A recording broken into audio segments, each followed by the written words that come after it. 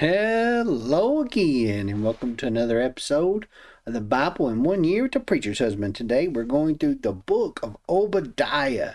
That's right, the whole book. Don't worry, it's only one chapter. It's only like 22 verses, so we're good. And then we'll do Psalm 82 and Psalm 83. So it's not a very long reading for the day.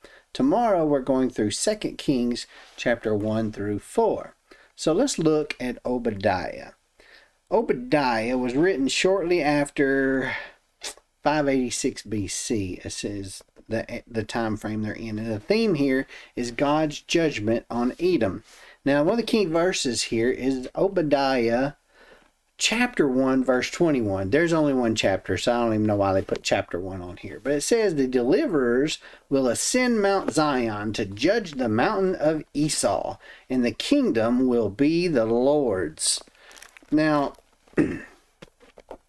though force can protect in an emergency, declared America's 34th President Dwight David Eisenhower, only justice, fairness, consideration, and cooperation can finally lead men to the dawn of eternal peace. Those were his wise words. Now, the book of Obadiah speaks directly to the issues of justice and fairness, just like we read about in President Eisenhower's words. God's people had a long-standing feud with the neighboring nation of Edom, even though the two peoples were distant blood relatives. When Judah was conquered by Babylon, Edom not only rejoiced, but they looted Judah and captured those trying to escape, turning them over to their enemies. Obadiah condemns Edom's treachery and arrogance, declaring that God will destroy them for coming against his people. Moreover, Obadiah prophesies the future restoration of Israel through his own faithfulness. Now, another verse that stood out to me as a key verse in this book is verse 17. Now, verse 17 starts out, but upon Mount Zion shall be deliverance. Now, deliverance, that to me just screams hope. And then it says, and there shall be holiness. Now, holiness is a key word here as well. And the houses of Jacob shall possess their possessions.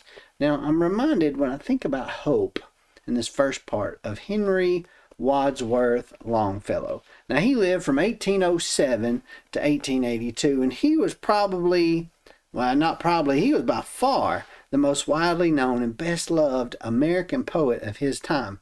He achieved a level of national and international prominence that possibly was unequaled in literary history, in my opinion, in the United States. A fervent abolitionist, his poem that was titled The Building of a Ship was a pro-union allegory that speaks of his fear that the slavery issue would destroy the Union.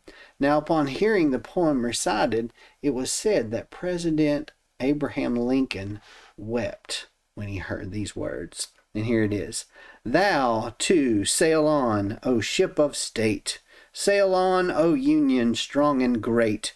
Humanity, with all its fears, with all the hopes of future years, is hanging breathless on thy fate. Our hearts, our hopes are all with thee. Our hearts, our hopes, our prayers, our tears, our faith triumphant o'er our fears, are all with thee, are all with thee. You know, in early 1941, President Franklin Roosevelt sent a handwritten letter to the English Prime Minister Churchill, and he included the first 5 lines of Longfellow's poem. And he stated that the verse applies to you people as it does to us.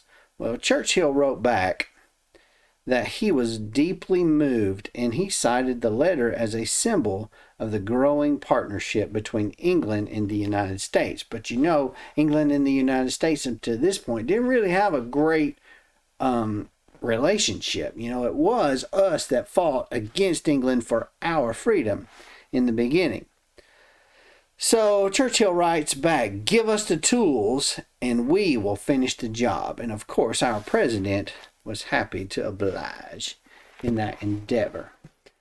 Our next reading is Psalm 82. Now, in Psalm 82, in the CSB, it is titled A Plea for Righteous Judgment. In the New King James, it is titled A Plea for Justice. Now, a verse that stood out to me the most in this, since we're keeping with the theme of nations, is verse 8. Rise up, God, judge the earth, for all the nations belong to you. Then we move on to Psalm 83. The verse that stood out to me the most here was verse 4. It says, they say, come, let us wipe them out as a nation, so that Israel's name will no longer be remembered. This is speaking of the enemies of Israel who are saying this to Israel. And then they say in verse 9, deal with them. They're calling out to God to help. The title of this Psalm 83 is A Prayer Against Enemies in the CSB. And in the New King James, the title is A Prayer to Frustrate Conspiracy Against Israel. And that it certainly does. I hope this has touched you. If it has, click the like button and the subscribe button. And of course, click the little jingle bell so you can get notified the next time I upload a video, which will be tomorrow, for another episode of the Bible in 1 Year with the Preacher's Husband. We'll see you then.